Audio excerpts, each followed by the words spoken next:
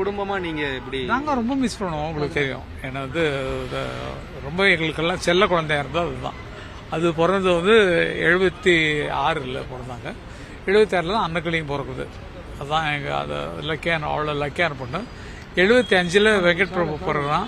அந்த டைம் தான் எங்களுக்கு அன்னக்கிளி கம்போசிங் போகிறோம். அடுத்து பவதா பிறந்தோன்னா அன்னக்கிளி ரிலீஸ் ஆகுது.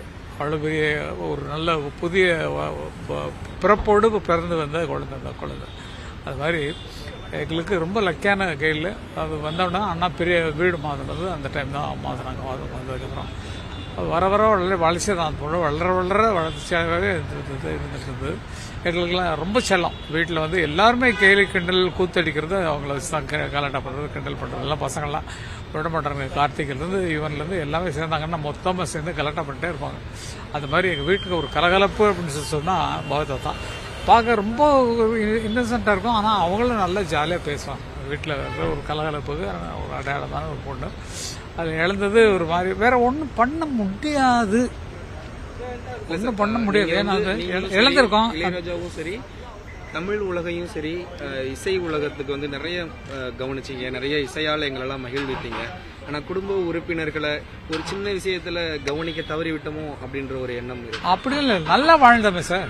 எங்க கவனிக்க தவறி விட்டோம்? தவறி விட்டுறதே இல்லை. எது யாராருக்கு எப்பப்போ எப்படி நடக்கணுமோ அது நடந்திருக்குது. அதுதான் நம்ம ஒத்துக்கணும். எழுதப்பட்டது தான் தலையில் எழுதப்பட்டது தான் நடக்குது. இப்போ எங்களுக்கு நாங்கள் இப்படி வரணும்னு எழுதியிருக்கு. நீங்கள் என்னைக்கு மீட் பண்ணணும், இன்னைக்கு மைக்கில் பேசணும்னு சொல்லி இந்த டைம் உங்களுக்கு நோட் பண்ணிருக்கு.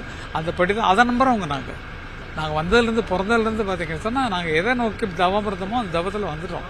தவம் எங்களுக்கு பூர்த்தி ஆகணும், ஜென்மத்தில் எங்களுக்கு பூர்த்தி ஆகணும். அதற்கான வழியெல்லாம் வந்து கொண்டே இருக்குது. அதில் நோக்கி பயணிச்சுட்டு இருக்கிறோம் அப்படிங்கிறது உள்ள நல்லா தெரியும்.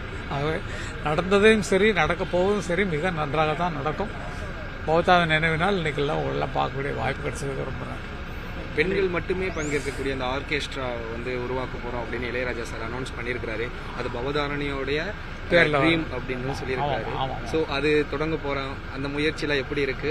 அந்த முயற்சிக்கு மேலே தான் ஆரம்பிக்கணும். ஏன்னா சாங் செலக்ட் பண்றதுக்கு இல்லை ஜட்ஜஸ் போடுறதெல்லாம் பேசிட்டு இருக்கோம். எல்லாம் நடந்து அது ஒரு பெரிய ஒரு புரட்சிகரம்னு சொல்ல முடியாது. புரட்சிகரமான அந்த இசையில் ஆர்வம் உள்ளவங்க நிறைய பேர் வந்துட்டு இருக்காங்க. டிவியில் பார்த்துட்டு இருக்கீங்க.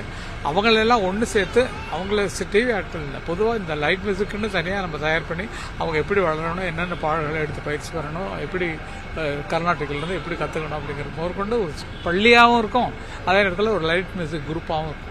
ஒரு பாலின சமத்துவத்தை உருவாக்குவதற்காக பவதாரணி அவர்கள் பெரிய விஷயம். பெரிய ஆம்பளைங்க தான் வாசிச்சுட்டு இருக்கோம் ஆர்கெஸ்ட்ரா. பெண்கள் ஆர்வம் உள்ள நல்லா வாசிக்கக்கூடிய வித்வான்களா இருக்காங்க பெண்கள். இது ஒரு புரட்சியா இருக்கும். நிச்சயமா புரட்சி நல்லா நமக்கு நல்ல பொழுதுபோகும். நம்ம ரசிக்கலாம். குழந்தைகளா பார்த்து ரசிக்கலாம். அதுக்கான விஷயம். நன்றிமா, ரொம்ப நன்றி.